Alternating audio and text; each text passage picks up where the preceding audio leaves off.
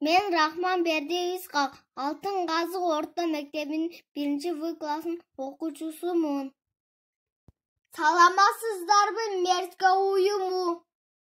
Мен қайрадан сіздерменен жолығышып тұрам. Біз сіздерді жақсы көрөбүз. Дайыма сіздерменен биргебиз.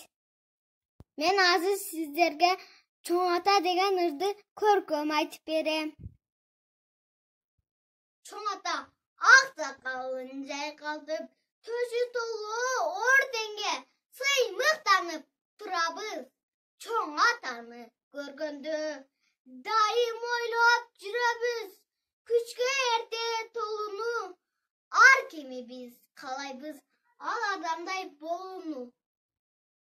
Бул жашоодо аталар дайыма аман болсун. Мерзге уюмун сүйөбүз.